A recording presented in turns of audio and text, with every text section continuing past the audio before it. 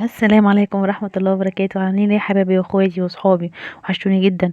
يلا بقى مع بعضنا كده نبدأ روتينات الشتاء وتنظيفتها وحركاتها. بس اول حاجة اوعي تنسوا اختك في لايك وتشتركي في القناة وفعل الجرس عشان يوصل لك كل جديد.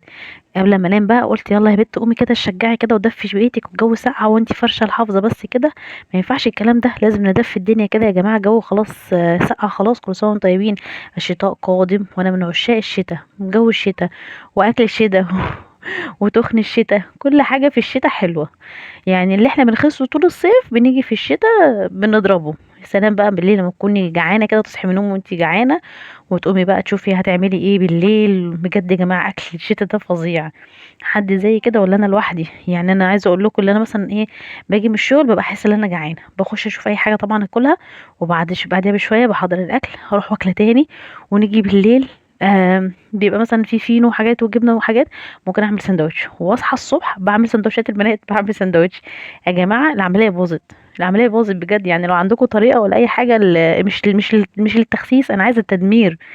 يا ريت تقولوا لي عليها، والله والله بجد ما تستخسروش حاجه في اختك. يعني عرفوني لو حد مثلا رفيع كده وحلو يقول لي عملت ايه. لحسن بجد انا لسه في اول الشتاء وما شاء الله حاسه ان انا زدت الاضعاف. امال لو وصلنا لاخر الشتاء ايه اللي هيجرى؟ يلا بقى فوتكم بالكلام. انت وهي مسكنا الارض عندنا ورحنا غسلينها بقى غسله حلوه كده بالميه والليمون.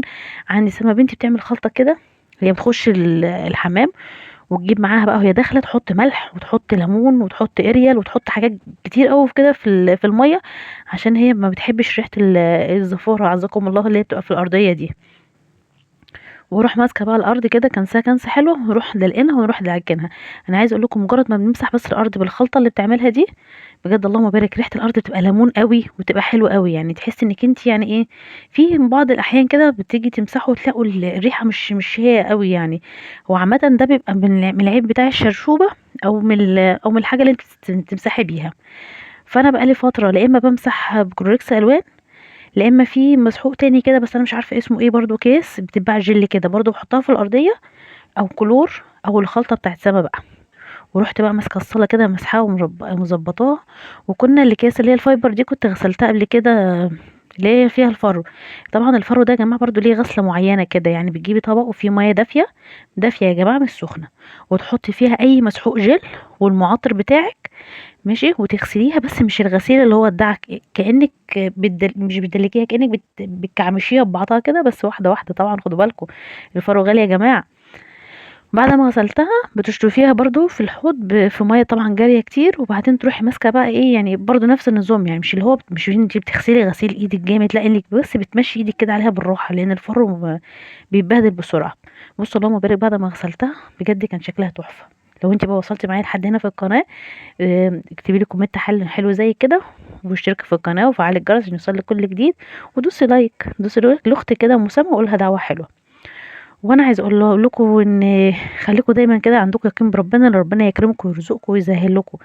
انا عندي يقين جامد جدا في ربنا. على قد ما الواحد بيمر فترات كتير صعبة، بس على طول حاسس ان ربنا هيكرمه باذن الله، وانا عندي امل في ربنا كبير.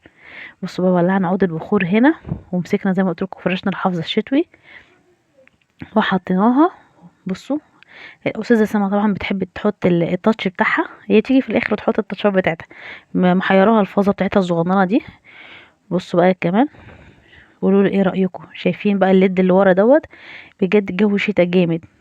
وفنجان القهوه بس عشان ننام واحنا رايقين. في حد يشرب قهوه وينام؟ انا اشرب قهوه وانام عادي يا جماعه.